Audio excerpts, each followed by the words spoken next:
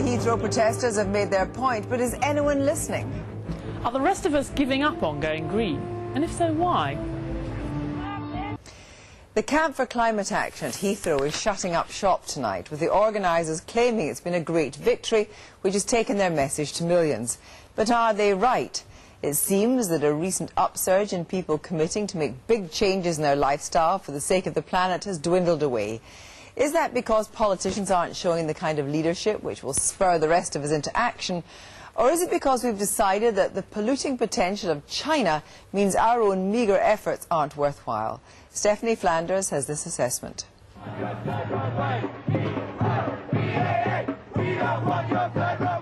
It was supposed to be consciousness raising, but the uncomfortable truth may be that most of us have already had our environmental consciousness raised. We're just not planning to do very much about it.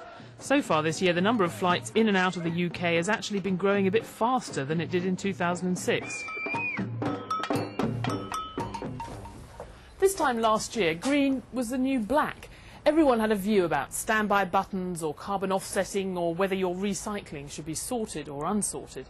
Now we're probably all recycling more, and we certainly know more about the risks that climate change poses. But when it comes to the difficult decisions, if anything, people seem less willing to really change their lives.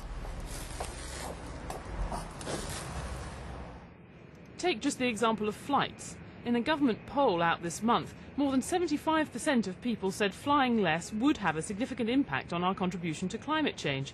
But only 13% thought a lot of people would actually be willing to fly less, and over half said they themselves either hadn't thought about or really didn't want to cut down on their flights. Only 19% said the environment was the most important issue facing the government, down from 25% in 2001. Here's your reward for working so hard. DEFRA's been using these ads to lecture us about our own carbon footprints, but most viewers will have paid more attention to Tony Blair saying he thought it impractical to ask people to take fewer flights, not to mention the expansion of airports, fully endorsed by Gordon Brown. We all have a carbon footprint which contributes to climate change. To discover yours and how to reduce it, visit direct.gov.uk/act-on-CO2.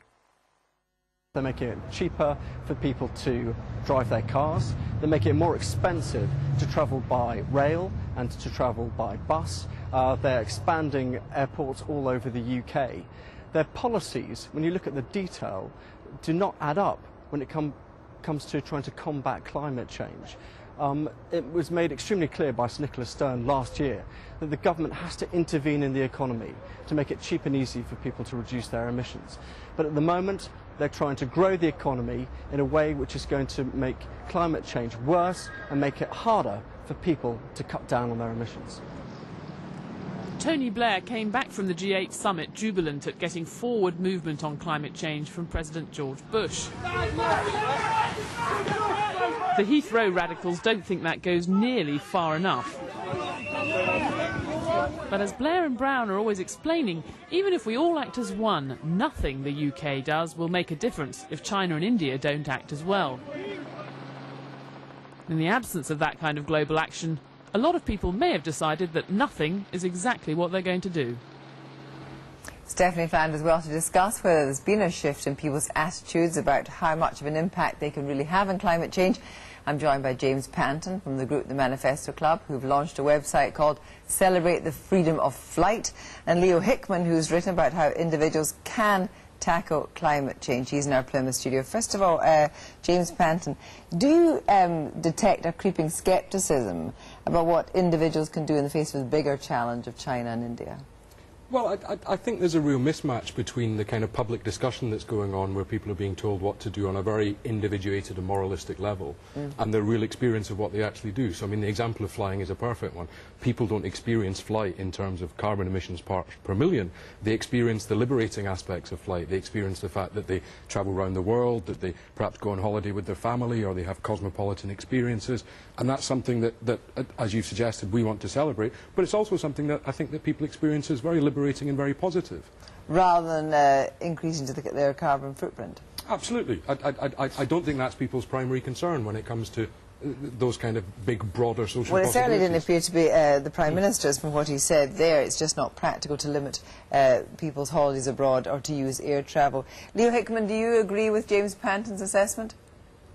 Well, I think it's going to take more than just a year or two to sort of, for all of us to understand what decarbonising the economy is going to be. Of course it's going to lag, and we've seen the demos this week sort of showing sort of almost a frustration with the political leadership. So what we know is a huge problem facing us, yet there seems to be very, very sort of slow, stick-in-the-mud progress towards this. We hear a lot of talk, but there's not much walking going on at the moment, and I think that's borne out by the frustration seen with the protesters this week. But at the same time, is this issue more now about this? There was a kind of flurry of activity, but now people are more reluctant to take major steps in their own lives because of a bigger threat.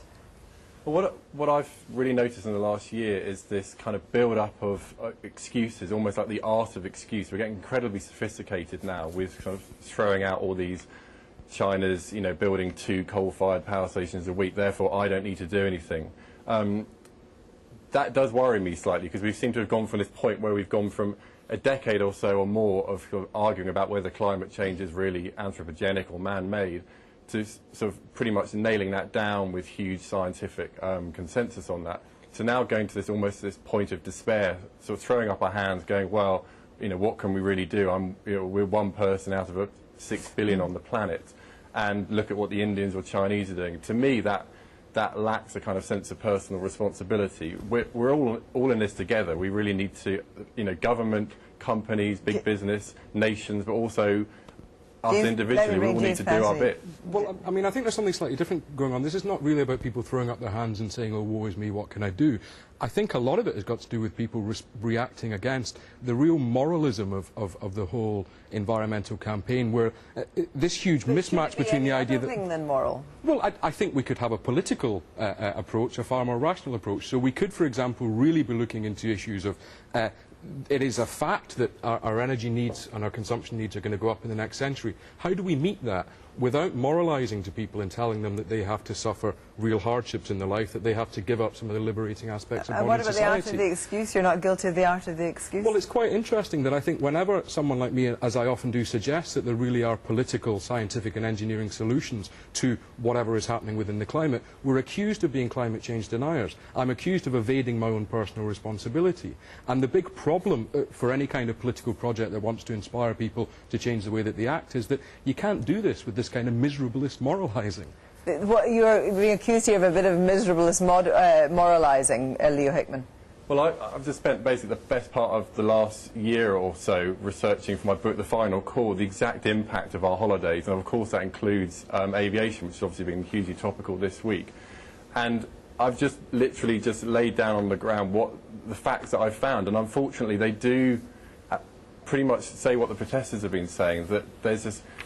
the unrestricted growth, and this is the issue here with aviation in particular, the unrestricted growth that is being presented, that we need to build all this airport expansion, just doesn't tally with what the scientists on the other side are saying is going to impact on climate change. And we all love travel. I mean, it's just an uncomfortable truth, really, that we are going to have to think of ways of basically embedding the environmental cost of every action we do, and aviation is the sort of huge, great flag flying around, where we have to face up to these issues across not just aviation but across the board. Thank you both very much.